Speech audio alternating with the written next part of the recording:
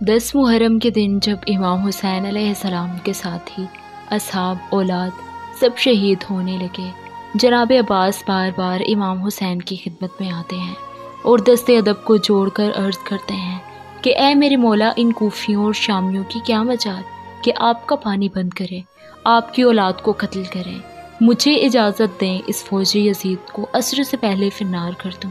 امام حسین علیہ السلام نے فرمایا کہ عباس، میرے نانا نے مجھے کہا تھا کہ تیرے خون سے اسلام بچے گا۔ لوگوں نے خیبر و بدر و خندق و احد میں بنی ہاشم کی شجاعت دیکھی ہے، لیکن کربلا میں بنی ہاشم کا صبر دیکھے گی۔ عباس صبر کرو۔ جناب عباس اپنی آنکھوں میں وفا کو تھمائے ہوئے دیکھتے رہے اور لاشیں اٹھاتے رہے۔ اتنی دیر میں شہزادی سکینہ حضرت عباس کے پاس آئیں اور کہنے لگیں کہ اے چچا عباس، 3 دن گزر گئے، میں نے پانی نہیں پیا۔ چچا، میں سب کی پیاس دیکھ کر صبر کرتی رہی، اگر اصغر کو پانی نہ ملا تو وہ تڑپ تڑپ کر مر جائے گا۔ چچا عباس، تھوڑا پانی لے کر آئیں تاکہ میں اصغر کو پلاؤں، شاید اصغر چند دن اور زندہ رہ جائے۔ بس یہ کہنا تھا کہ جناب عباس کی آنکھیں نم ہو گئیں۔ ننھی شہزادی کو لے کر امام حسین علیہ السلام کی خدمت میں آئے اور عرض کرنے لگے کہ اے میرے آقا، آپ نے صبح سے اب تک مجھے جنگ کی اجازت تو نہ دی، لیکن بچوں کی پیاس اب مجھ سے دیکھی نہیں جاتی۔ یا تو دعا کریں کہ میں مر جاؤں، یا مجھے اجازت دیں تاکہ میں نہر سے ان کے لیے پانی لے کر آؤں۔ امام حسین نے فرمایا کہ عباس، اگر اجازت لینی ہے تو جاؤ اپنی بہن زینب کے خیمے میں، اگر وہ تمہیں اجازت دیتی ہے تو پانی لے آنا۔ بس جناب عباس بی بی سکینہ کو لے کر جیسے ایک نوکر بیٹھ جاتا ہے، بس ویسے ہی بی بی زینب کے خیمے کے باہر بیٹھ گئے اور بی بی سکینہ سے کہتے ہیں کہ جاؤ سکینہ، میری آقا زادی سے کہو کہ ان کا غلام آیا ہے۔ بی بی سکینہ بی بی زینب کو لے کر جیسے ہی خیمے کے در پر آتی ہیں، جناب عباس نے دست ادب کو جوڑ کر عرض کیا کہ اے میری آقا زادی، مجھے اجازت دیں تاکہ میں نہر سے پانی لے آؤں، سارے بچے پیاس سے تڑپ رہے ہیں، میری شہزادی مجھے اجازت دیں۔ بس یہ کہنا تھا کہ بی بی زینب رونے لگی۔ جناب عباس نے دونوں ہاتھوں کو جوڑ کر عرض کیا کہ اے میری آقا زادی، اگر مجھ سے کوئی گستاخی ہوئی تو مجھے معاف کیجیے گا۔ بس بی بی زینب نے کہا کہ عباس، مجھے اپنے بابا کا زمانہ یاد آ گیا۔ میرے بابا نے کہا تھا کہ زینب، ایک وقت آئے گا کہ جب تمہیں قیدی بنایا جائے گا، تمہیں رسیوں میں قید کر کے بازاروں میں پھرایا جائے گا، تمہیں بے پردہ کیا جائے گا۔ اور میں کہتی تھی کہ بابا، جس کا عباس جیسا بھائی ہو وہ بازاروں میں کیسے جائے گی؟ عباس، آج مجھے پتا چل گیا کہ میں بازاروں میں بھی جاؤں گی اور میں قیدی بھی ہوں گی۔ جناب عباس کو اجازت ملی۔ حضرت عباس نے مشق اور علم کو تھاما اور میدان کی طرف روانہ ہوئے۔ جیسے ہی بنی ہاشم کا چاند نہر فرات کی طرف بڑھا، فوجی یزید میں کوہرام برپا ہو گیا۔ سب کہنے لگے کہ حسین کے خیموں تک اگر پانی پہنچ گیا تو ان سے فتح حاصل کرنا ناممکن ہوگا، روکو عباس کو۔ جناب عباس شیر کی طرح وار کر کے چیر کے سب کو نہر فرات تک آ پہنچتے ہیں۔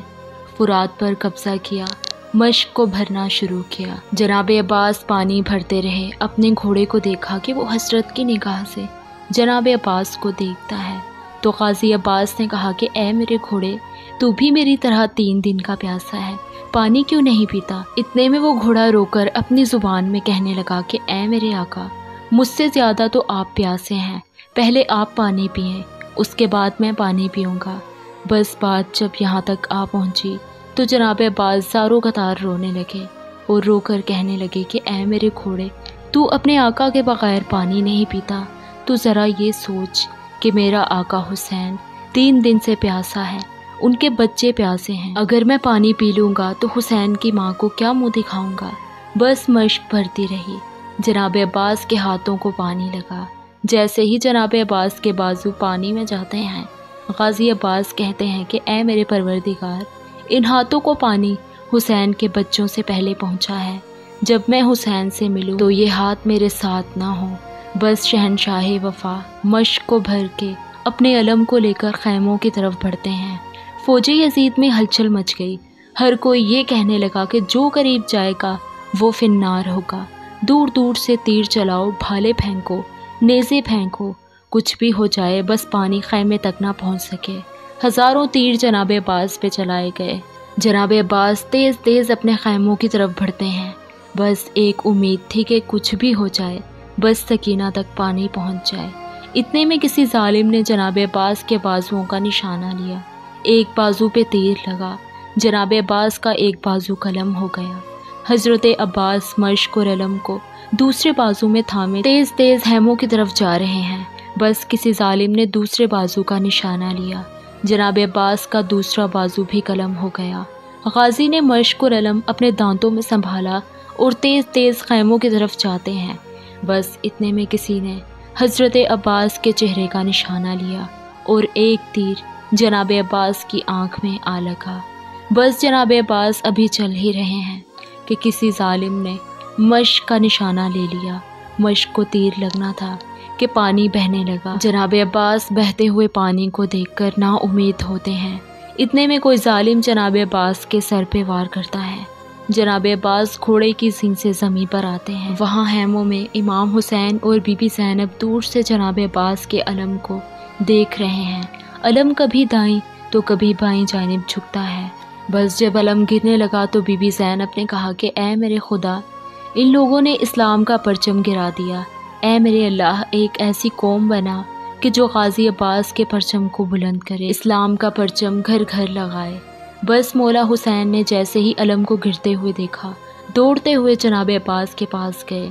جیسے ہی قریب جاتے ہیں، جناب عباس کے سر مبارک کو اپنی گود میں رکھتے ہیں۔ اتنی دیر میں جناب عباس عرض کرتے ہیں کہ اے میرے آقا، مجھے معاف کرنا، میں نے کوشش تو بہت کی لیکن سکینہ تک پانی نہ پہنچا سکا۔ امام حسین نے فرمایا کہ عباس، اللہ کی مرضی ہے کہ ہم پیاس سے مارے جائیں تاکہ ہماری پیاس کو قیامت تک یاد کیا جائے۔ جناب عباس نے کہا کہ اے میرے مولا، میں نے زندگی میں کبھی کوئی تکلیف نہیں دی، لیکن اگر آپ کی اجازت ہو تو میں آج کچھ کہنا چاہتا ہوں۔ امام حسین نے رو کر کہا کہ عباس، مانگ میرے بھائی، کیا چاہتے ہو؟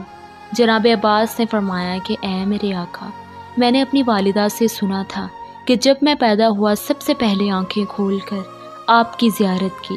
آج میرے آقا، میں اس جہان کو چھوڑ رہا ہوں، میں یہ چاہتا ہوں کہ آخری وقت میں بھی آپ ہی کی زیارت کروں، لیکن میرے مولا، میری ایک آنکھ میں تیر لگا ہے اور دوسری آنکھ خون سے بھری ہے۔